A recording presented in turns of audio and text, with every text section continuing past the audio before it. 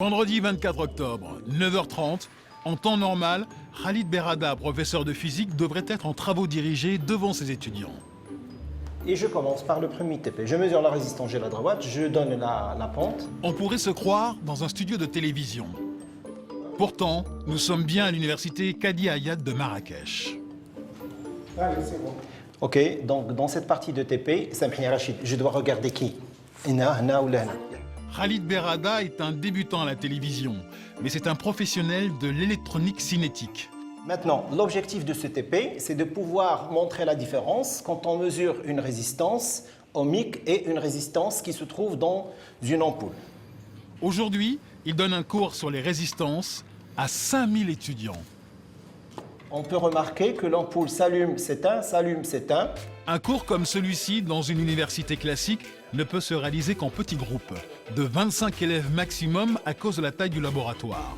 Grâce à Internet, 200 fois plus d'étudiants vont pouvoir assister à ces travaux pratiques. Les TP, c'est des petits groupes. On n'a pas assez de matériel, on n'a pas assez de temps et on n'a pas assez de salles. Donc il y a 4 salles.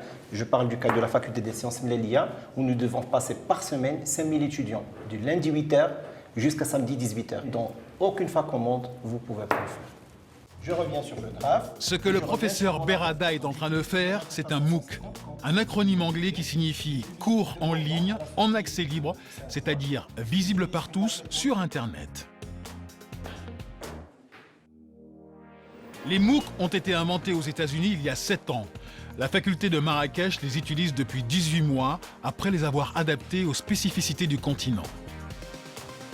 J'appelle les MOOC que nous pratiquons à l'université Kadi Hayat les MOOC low cost. Alors, nous cherchons à mettre à disposition des cours scénarisés, filmés, y compris les travaux dirigés, y compris les travaux pratiques, de telle sorte à ce que l'étudiant puisse voir et revoir ces cours et puis comprendre, récomprendre dans un premier temps. C'est une méthodologie définie par les Américains, comme vous le savez, en particulier le MIT et puis Harvard. Et ils l'ont pratiqué pas pour les mêmes buts que ce que nous sommes en train de faire ici au Maroc. Nous le faisons pour augmenter le taux de réussite, pour améliorer la compréhension des étudiants dans un amphithéâtre ou dans les cours qu'ils suivent. Par contre, les Américains, ils ont d'autres objectifs, c'est de pouvoir sélectionner les meilleurs étudiants dans le monde. Des MOOC pour agrandir les capacités d'accueil des étudiants. C'est la solution qu'a trouvée Abdelatif Miraoui. Car ici comme ailleurs en Afrique, l'université est saturée. Cette année, la faculté de Marrakech accueille près de 65 000 étudiants. C'est 18 000 de plus que l'an dernier. Mais les moyens ne suivent pas. Les 1400 professeurs n'arrivent plus à enseigner dans de bonnes conditions, car les amphis sont bondés. Résultat, Yasser préfère suivre les cours à quelques kilomètres de Marrakech depuis un café. Il y a le nombre des étudiants. Des fois, tu ne peux pas trouver ta place dans un amphi ou bien dans une salle de TD. Des fois, il y a des professeurs qui trouvent beaucoup de bruit. Ils disent « le cours est fait » et ils sortent.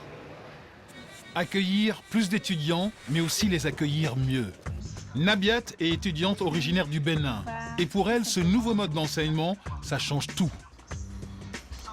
Automatiquement, les cours sont sur la plateforme. Donc, quand tu retournes à la maison, tu te mets dans de bonnes conditions.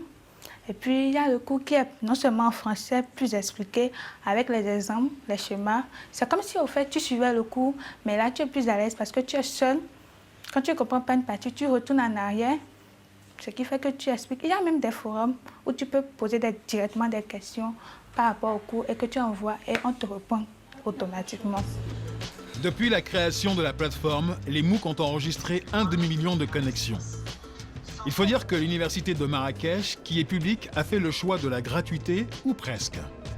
Les MOOC sont en accès libre pour les étudiants et en plus, on met à leur disposition un espace Wi-Fi à la bibliothèque. Enfin, pour ceux qui n'ont pas accès à Internet, les cours en ligne sont aussi disponibles en DVD. Une stratégie qui a un coût.